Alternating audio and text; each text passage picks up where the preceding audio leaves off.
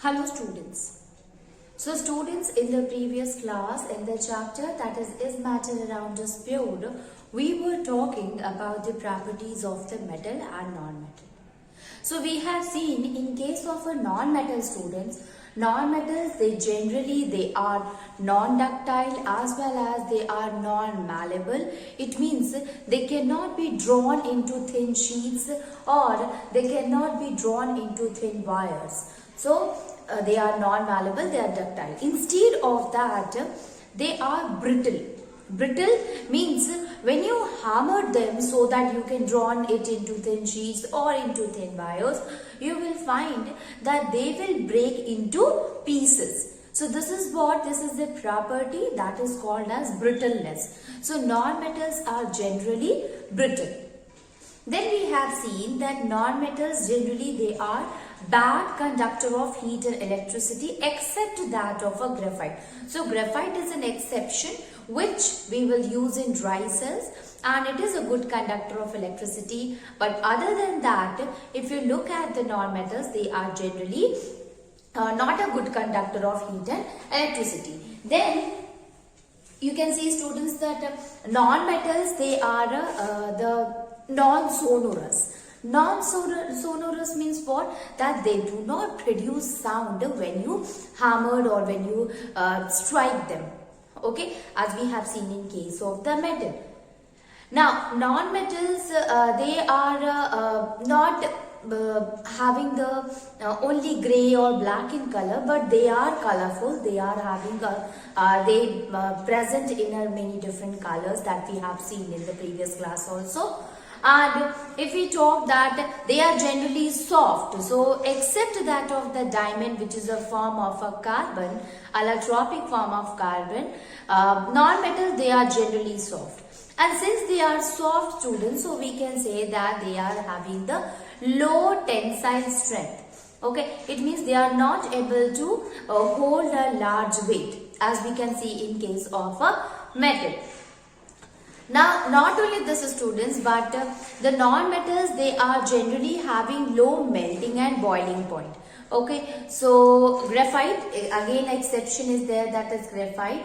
They are not having the low melting point, but the non-metals, they are having low melting point as well as low boiling point. So these are some of the properties that we have discussed in the previous class about that of the non-metal. So now we are knowing the properties of a metal. Now we are knowing the properties of the non-metal. Now let us what we will do. We will make a difference, because the question may be asked that on the basis of the properties, how can you differentiate the metal to that of the non-metal? So let us make a comparison among that of the metals and that of the non-metals on the basis of the property. So you can do one more thing student, either you can make a 3 columns and in which first one you will write the properties, second one is the metal, third one is the non-metal. So here you will write all the properties, means on what properties, on what basis you have differentiated the metal to that of the non-metal, or either you can simply make 2 columns of a metal and non-metal and write the difference between them. Now let us see that what are the points on the basis of that we can compare the metal to that of the non-metal. So if we see the metal students, so metals generally they are malleable. This is the first point that we have seen, that metals are malleable. What happened in case of a non-metal? Non-metals are malleable? No. So we can write it that metals are malleable. While if you look at the non-metals, so non-metals are non-malleable. They are non-malleable. Okay, it means they cannot be drawn into thin sheets. Okay, so this is the malleability and malleability. Okay, malleable. Now the second one, if we see of that of the metal students, so metals are generally ductile. It means they can be drawn into thin wires. But non-metal, they are not ductile. Okay, so metals are ductile. Second one here, non-metals are non-ductile. Okay, they are non-ductile. Third one, you can say that non-metals are brittle, but metals are not brittle. So instead of that, you can write it collectively in a one point also. That will be good. That metals are malleable and ductile. Non-metals are non-malleable and ductile. Instead, they are brittle. Okay. So we can also write it that metals are not brittle and non-metals are brittle. They show the property of brittleness. Non-metals are brittle. Okay. Next one is that if you look at the metal students, you will find that metals are what? In the definition itself we have seen that they are the good conductor of heat and electricity. While non-metals are not a good conductor, they are the bad conductor of heat and electricity. Okay, so we can write it that metals are good conductor of heat and electricity. Okay, but if we talk about that of the non-metals, so non-metals are bad conductor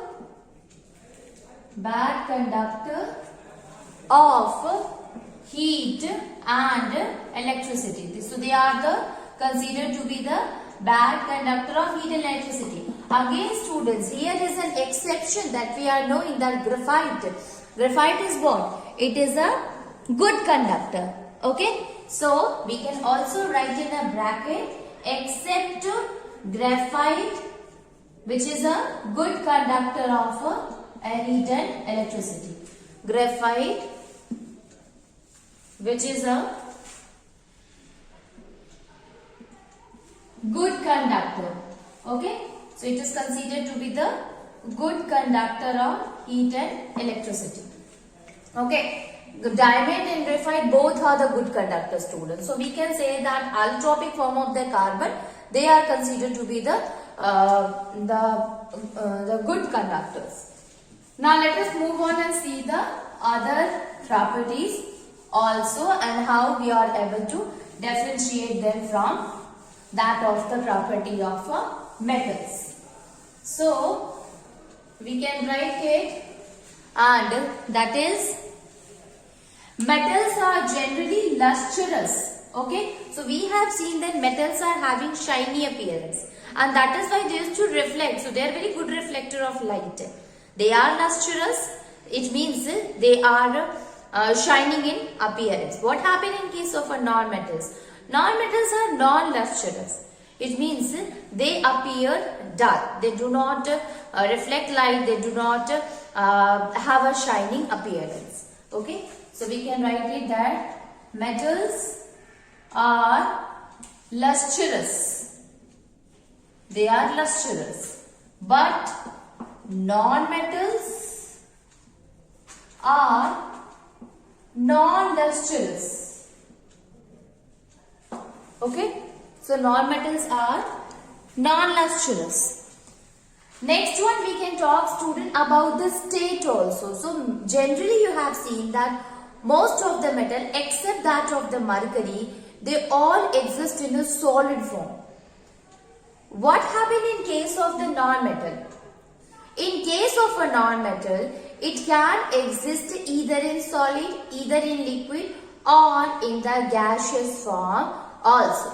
So we can write it the state in which the metal exists. So most of the metal. We are using the most because of the mercury. So most of the metal exist in the form of or in solid form. Okay, exist in solid form. In bracket also you can write mercury, doesn't matter. Okay, that mercury is an exception which exists in a liquid state at room temperature. So here we are not talking about the extreme conditions but at the room temperature. So most of the metal exists in solid form in room temperature, at room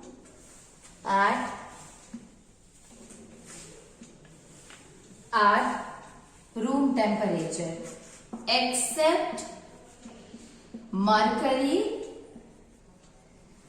okay, which exists in a liquid form. Okay, so mercury, it exists in liquid form.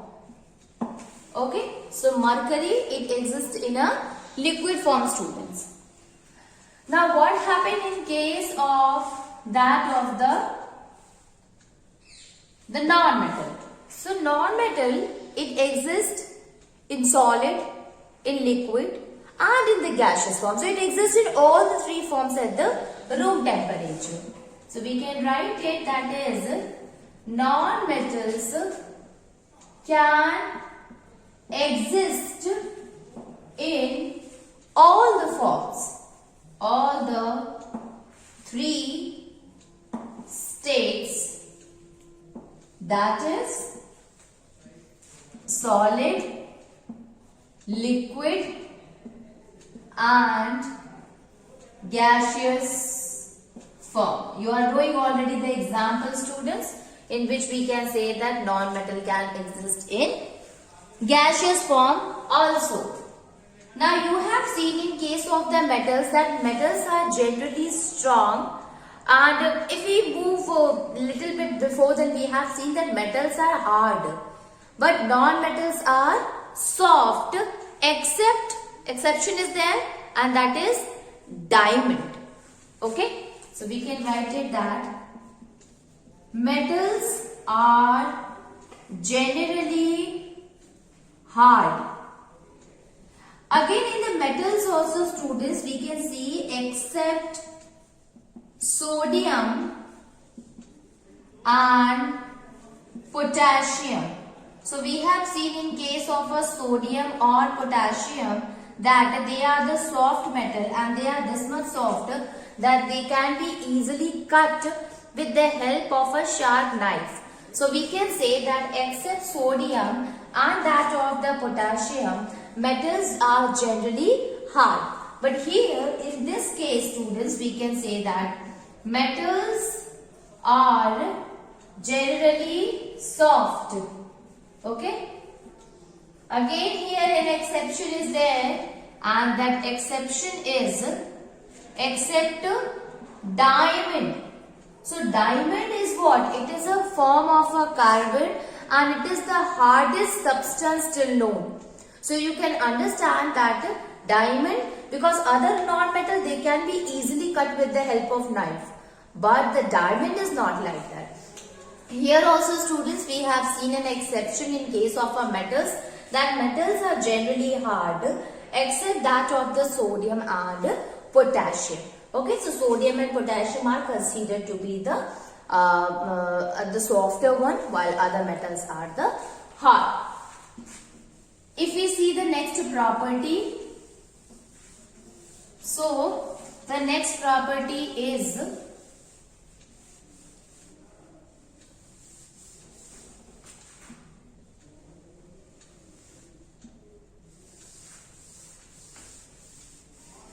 since the metals are hard, so they are strong and tough, they are strong and having high tensile strength, and that of the non-metal, they are having low tensile strength.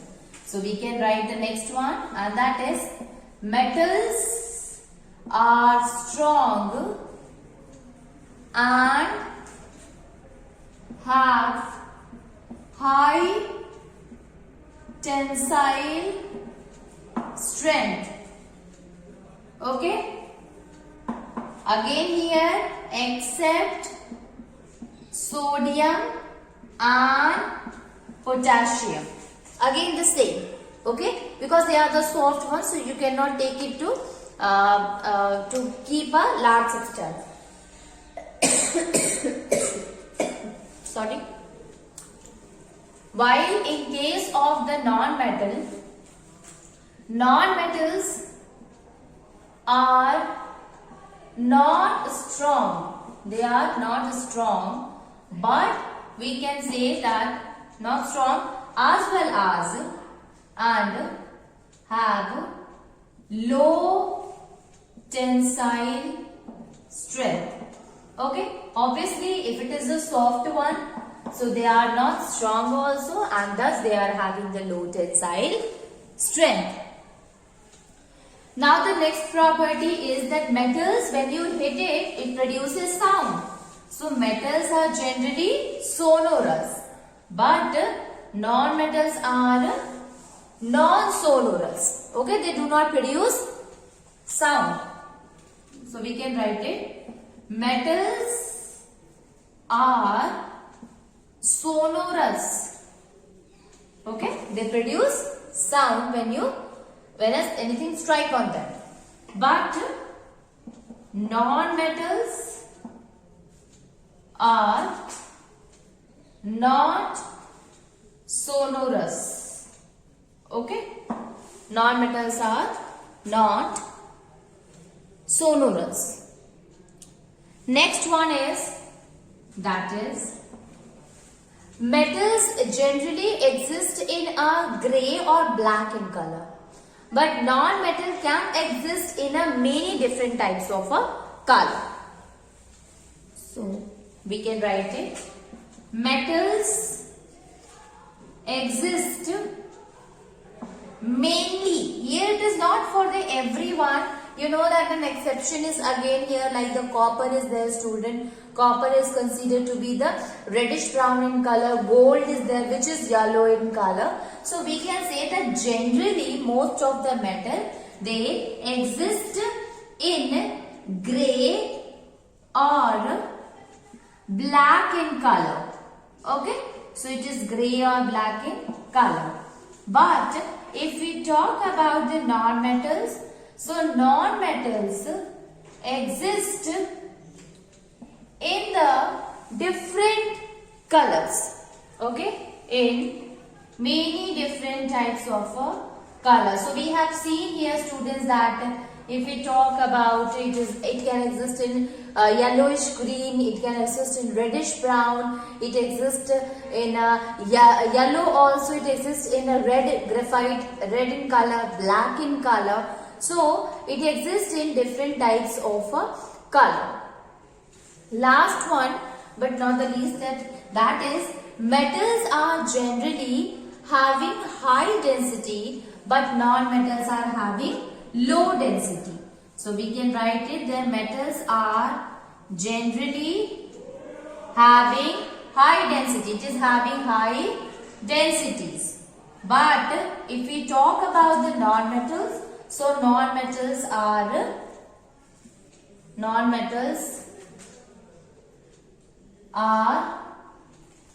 having low density. Okay, so we can write it as having low density. Okay, so it exists in a low density.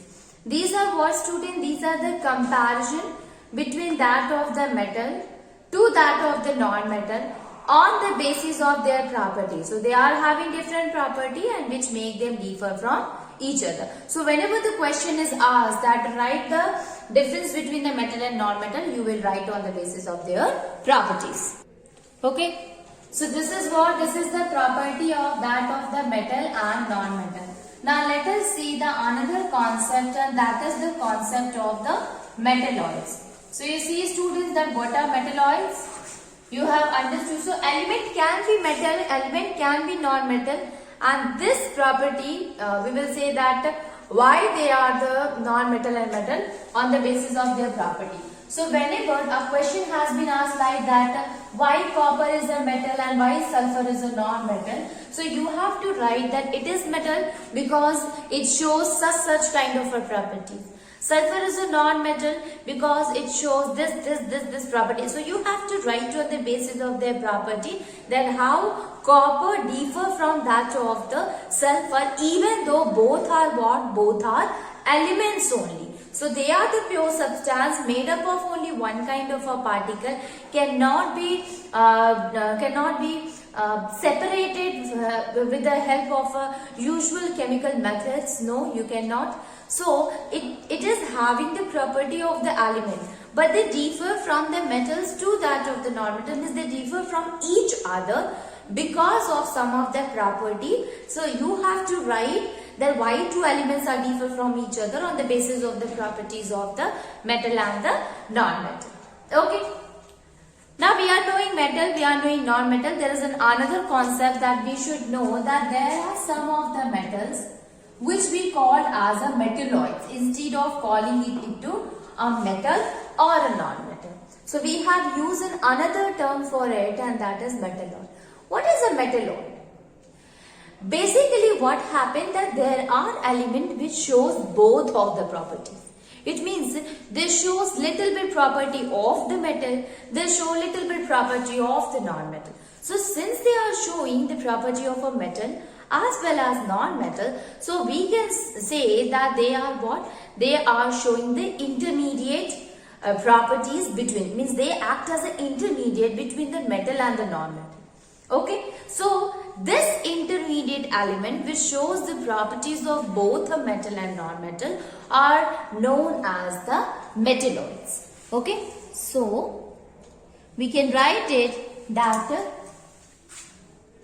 there are metals, there are elements, shows the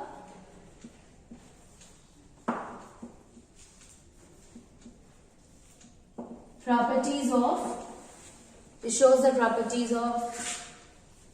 metals and properties of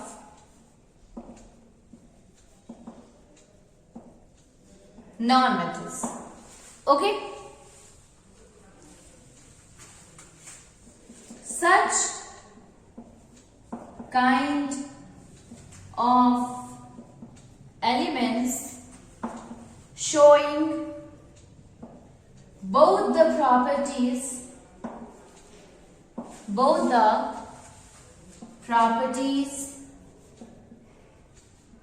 of metals and non-metals are considered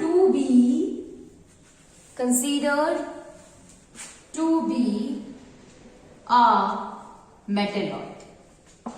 So it is what? It is like an intermediate. It is like an intermediate between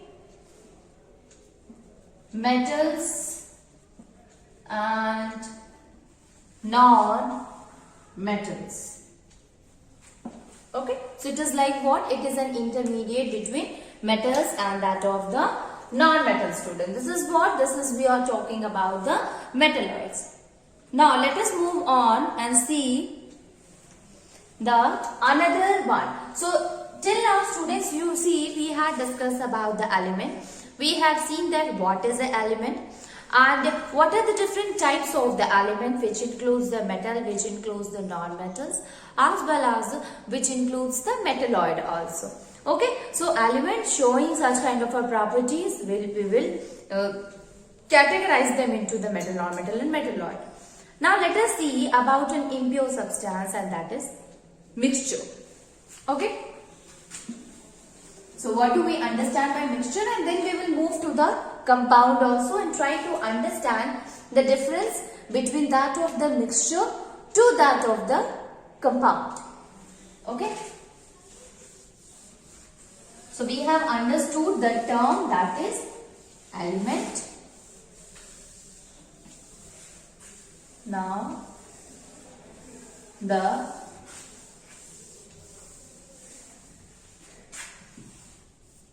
mixture.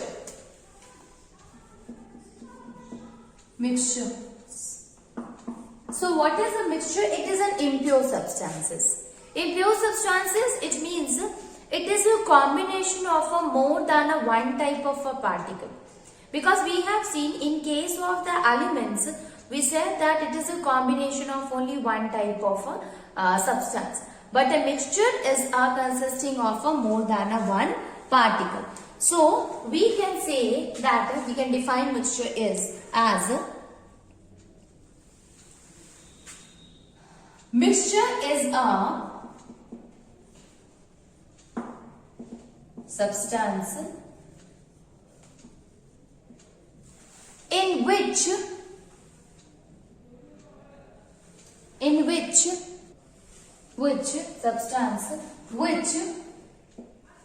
consisting of element or two or more element or compound, they combine together, not chemically. That is what? That is a mixture. So they randomly combine together, not chemically. Okay?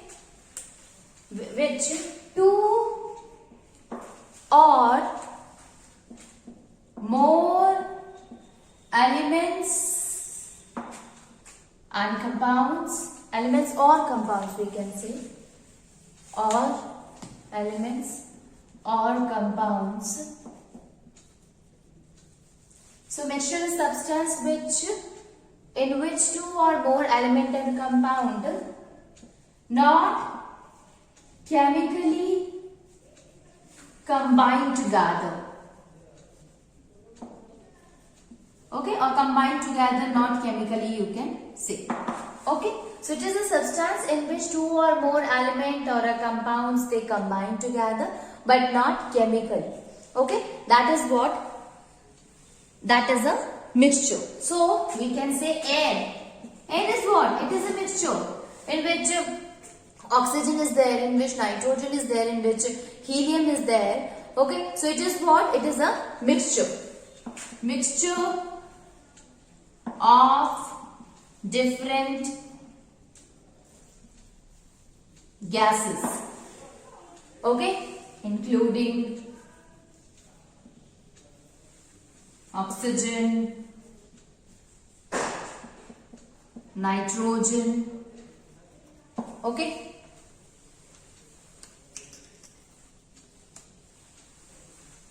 Solutions also, students, all the solutions, doesn't matter what it is. You can take an example of a salt solution. In case of a salt solution, you will find that salt is there and water is there. So they do not react chemically with each other, but they simply dissolve. The salt simply get dissolved in it.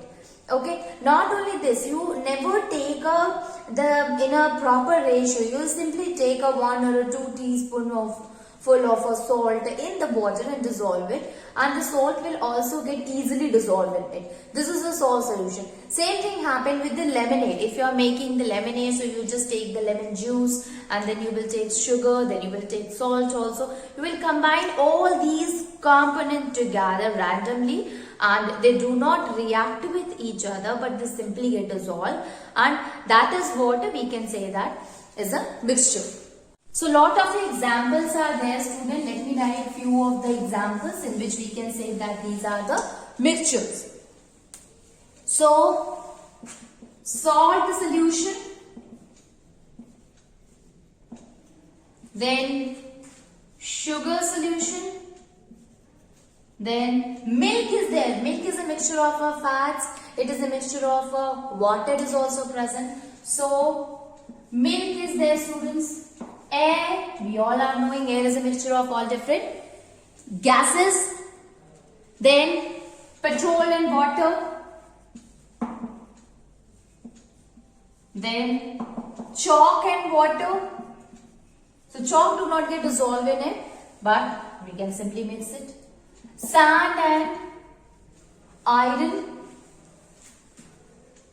It is what? It is also a kind of a mixture. Then lemonade, vinegar is also a mixture. So these are what, students? These are the different example of the mixture.